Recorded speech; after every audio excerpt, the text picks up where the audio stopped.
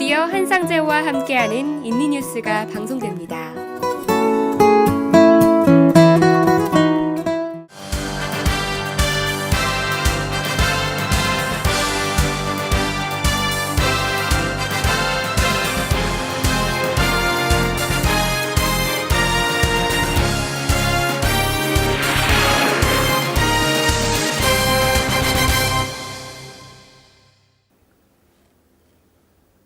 네, 여러분 지난 주말은 이들 아다 연휴였습니다. 잘 보내셨습니까? 지금부터 9월 4일 한상재와 함께하는 인도네시아 주간 뉴스 브리핑과 해설을 시작하겠습니다.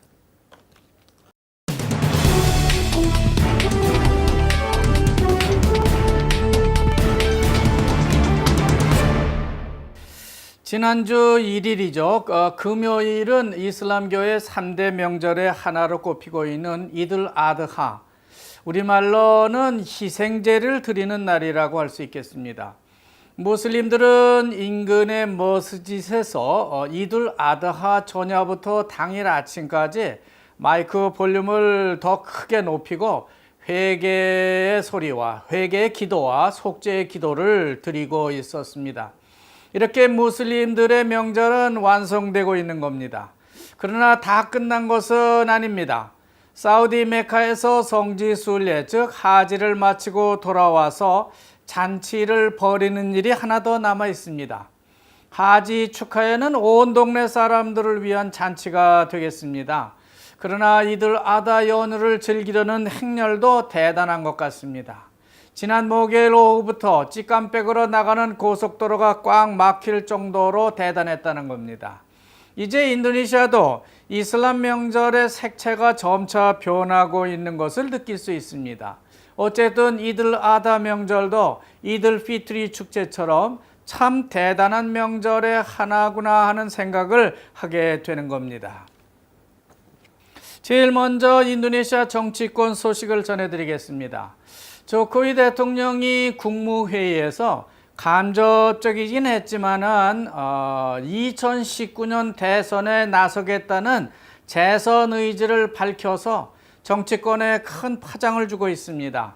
각부 장관들에게 지금부터는 차기 대선에 조금이라도 영향을 줄 만한 정책을 내놓을 경우에는 반드시 대통령의 결재를 받으라고 지시를 하고 있기 때문입니다. 또 차기 대선 출마에 전략적으로 다소 장애가 될 수 있는 유습 갈라 부통령에 대해서는 러닝메이트로 다시 나서기보다는 조코위 대선 캠프의 끝두와 의장을 맡아줄 것을 요청하고 있기 때문에 더욱 파장을 낳고 있습니다. 아예 제이카의 도전 의지를 꺾어버리는 발언을 공개적으로 하고 있는 것이라고 볼 수 있기 때문에 그렇다는 겁니다. 제이카가 재선에 다시 나설 경우에 파르타이 콰리시, 즉 연정에 참여하고 있는 여권 정당들과의 협력도 어려움에 봉착할 것 같다는 그런 생각을 조코위 대통령이 하고 있는 겁니다. 지금 현재 조코위 정부를 돕고 있는 정당을 보면요, 골카르당과 나스뎀, 하누라, 빼까베, 판, 그리고 빼띠가 당인데요. 이들도 부통령 후보를 내고 싶어 하기 때문에 유습 갈라 부통령이 이들의 중심에 서서 정당 간의 협력을 이끌어 주시면 좋겠다고 이렇게 보고 있는 것이죠. 그렇기 때문에 제이카는 재선 도전보다 조코위 대통령 선대 본부장을 맡아주시면 좋겠습니다 라는 우회적 발언을 하고 있다고 보여지고 있는 겁니다. 결국 같은 말인데요. 조코위 재선 출마에 장애가 될 수 있는 사람은 제이카 부통령 말고도 한 사람 더 있는 게 사실입니다. 바로 메가와티 PDIP 당 총재의 딸인데요. 지금은 조코위 정부에서 복지부 장관을 지내고 있는 부안 마하란이라고 하는 분입니다. 따라서 조코위 대통령은 앞으로 11개월이나 남은 이 시점에서 자신의 재선 의지를 밝히고 있다고 하는 것은 당내 경선의 불리함을 어떻게든지 극복하기 위한 선수로 보여지고 있는 겁니다. 메가와티 당 총재가 마하라니 장관을 거론하기 이전에 미리 내가 대선 후보로 나갈 것이다 라고 하는 것을 확정하려고 하는 것으로 그렇게 풀이되고 있는 겁니다. 인도네시아 조코위 대통령이 들어서면서부터 갑작스럽게 시작됐던 자카르타 반도 간 중국의 고속철 건설 공사가 시작도 해보지 못한 채 탁상 논의만 계속하고 있다는 소식입니다. 외부로 나오는 소문은 철도 부지 보상 문제라고 하는데요. 그것만도 아닌 것 같습니다. 이런저런 현안에 대해서 우이대학교의 한 경제학과 교수가 콤파스 신문 오피니언란에 특별 기고를 하고 있습니다. 물론 인도네시아의 토지 보상도 지지부진하기는 하지만은 중국 자체도 이 고속철 공사에 속도를 내지 못하고 있는 그 속내는 시진핑 주석의 1대1로 정책, 즉 원벨트 원로드 혹은 오버르라고 하는데 OBOR 플랜이라고 하는데요. 이것에 묶여 있기 때문이라고 말하고 있습니다. 따라서 인도네시아는 우선적으로 토지 보상을 마무리해야 할 것이고요. 그 다음 중국을 좀 더 지켜볼 필요가 있다는 그런 견해를 오피니언으로 피력을 하고 있습니다. 다음은 우리나라 관련 외신 소식입니다. 지난주 서울발 외신을 보면요. 이재용 삼성 부회장 1심 판결 소식이 전해지고 있고요. 북한이 동해안으로 쏜 단거리 지대함 미사일 소식이 같이 전해지고 있습니다. 근데 문제는 삼성이나 특검이나 공이 항소를 하겠다고 하는 것이고 북한이 쏜 미사일은 사거리가 250km 이상이나 된다고 하는 것입니다. 그것은 부산까지 아주 낮은 고도로 날아갈 수 있는 미사일이기 때문에 성주 롯데 골프장에 설비한 고고도 미사일 방어 장비 하나인 사드로는 막을 수 없다고 하는 겁니다. 또한 평양발 외신에 보면은 북한 김정은이 평양 순안공항 근처에서 태평양 쪽으로 미사일을 쐈다는 기사가 또 전해지고 있습니다. 특히 그 미사일은 일본의 북쪽 홋카이도를 넘어가도록 발사했기 때문인지 아니면은 일본의 외교력 때문인지 인도네시아도 이제는 북한을 더 이상 그냥 놔둬선 안 되겠다는 논평을 내놓고 있습니다. 북한은 최근 괌을 포위 사격하겠다는 위협에 이어서 단거리, 중거리 ICBM까지 마음대로 쏴대고 있는 걸 볼 수 있습니다. 북한이 이렇게 난해하게 미사일 발사를 해대고 핵폭탄 실험을 하는 목적을 보면은 1차적으로 핵무기 보유국 지위를 국제적으로 얻어내고 2차적으로는 지금의 유엔 북한 간의 정전협정을 미국과 북한 간의 평화협정으로 전환을 한 다음에 3차적으로 보면요. 미군이 철수하도록 요구하면서 마지막으로 남북한 적화 통일을 이루겠다는 그런 전략적 절차의 하나라고 보여지고 있습니다.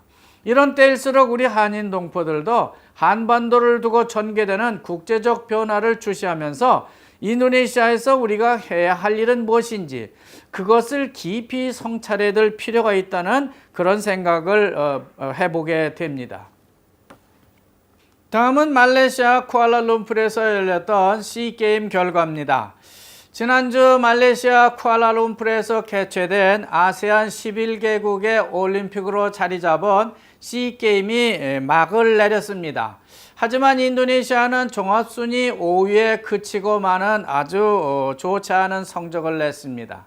간단히 금메달 수만 비교해보면 말레이시아가 145개로 종합순위 1위, 그 다음이 72개를 딴 태국, 3위는 베트남으로 58개를 획득했고요.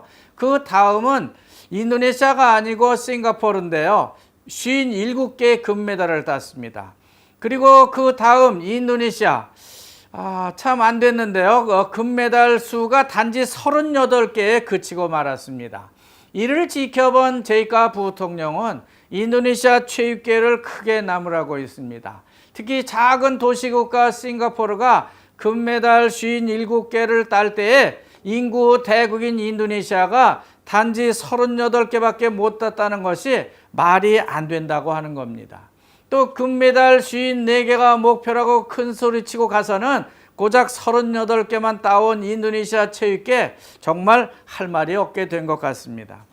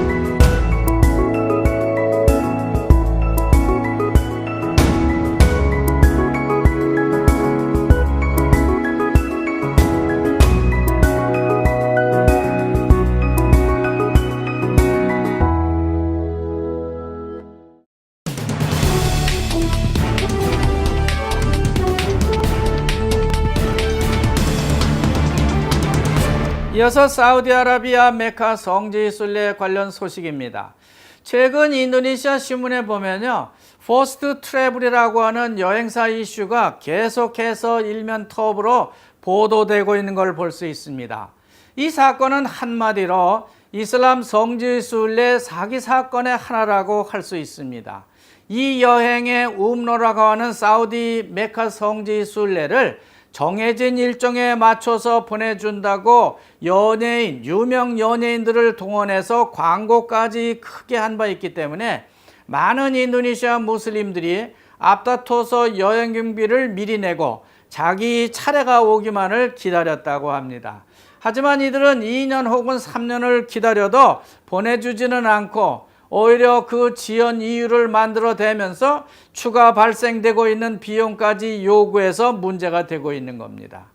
하여간 무슬림들은 1년에 한 번 가는 정식 하지를 가기도 하고 아무 때나 가는 약식 성지 순례, 즉 음로라는 것을 가고 있습니다.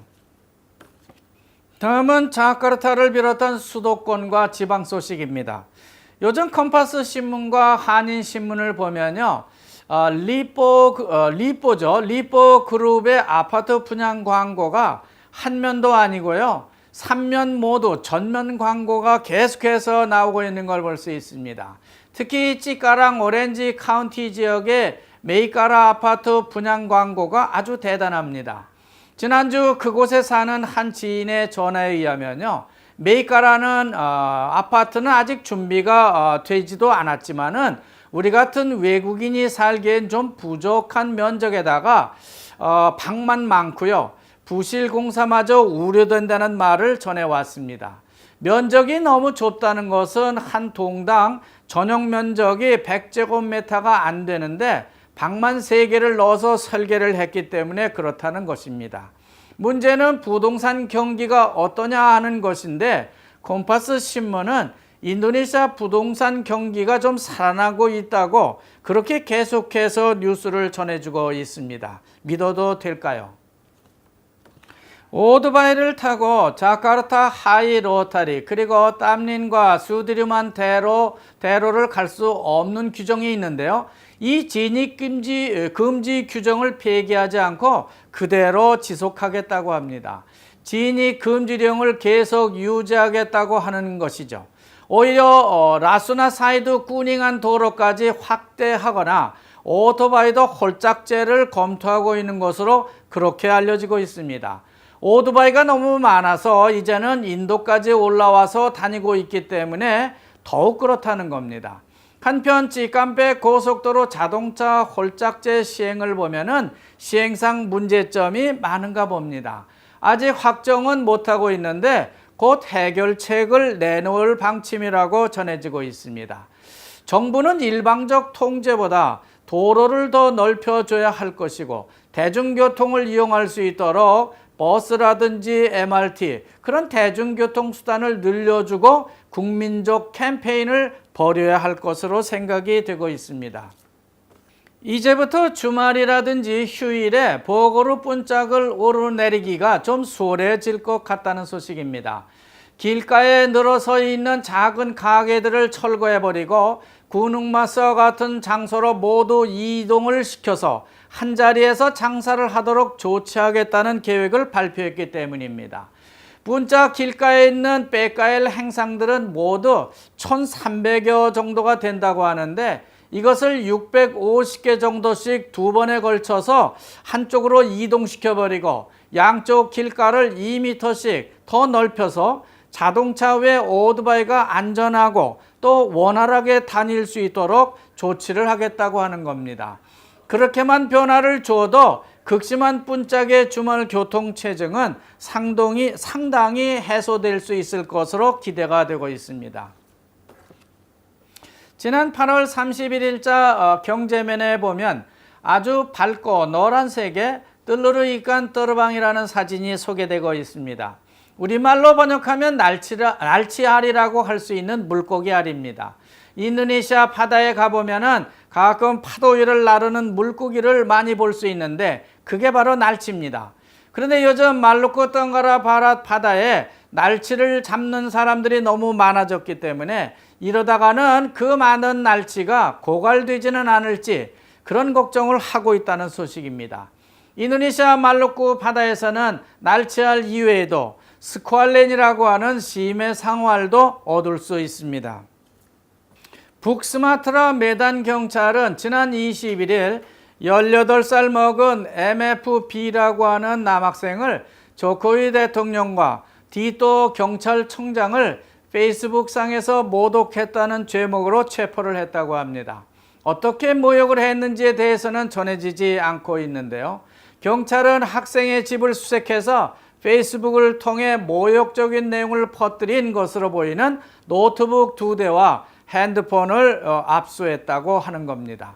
어떻게 된 영문인지 모르던 부모는 무조건 조코이 대통령과 디또 경찰청장에게 크게 용서를 구하고 있습니다. 하지만 경찰은 이 학생의 배우가 누군지 또 무슨 목적으로 그런 소문을 퍼뜨린 것인지 확인을 해볼 예정이라고 합니다. 인도네시아는 우리나라와 달리 근거 없는 인터넷 가짜 뉴스를 퍼뜨릴 경우에 사법 처리되게 됩니다. 우리 청소년들도 인도네시아에 살면서 바로 이런 점을 주의해야 할 것입니다. 끝으로 빵안다란 비치 휴양지 소식입니다. 서부자와 빵안다란이라고 하는 비치에서 활동하고 있는 안전요원들이 그들의 일상이 자세히 소개되고 있습니다. 빵안다란 해변은 참 아름다운 해변인데요. 자카르타에서 가보기 좀 멀다는 것이 흠이랄 수 있습니다. 하여간 이 해변은 숙박시설도 충분하고 거기까지 가는 도로도 잘 포장되어 있습니다. 특히 이곳은 호주와 맞닿은 인도양 북쪽에 위치하고 있기 때문에 늘 큰 파도가 몰려오고 있습니다. 따라서 이것은 서핑이라든지 파도 타기 등 좀 거친 해양 스포츠를 즐기는 매니아들이 이곳을 많이 찾고 있습니다. 빵안다란 해변은 자카르타에서 반둥과 따식말라를 거쳐서 가는 곳이기 때문에 도로에 펼쳐지는 서부자와의 진솔한 농촌 풍경도 한 몫을 해주고 있습니다. 이것으로 8월 말 인도네시아 주간 뉴스 브리핑과 해설을 여기서 마치겠습니다. 여기까지 시청해 주신 여러분 대단히 감사합니다.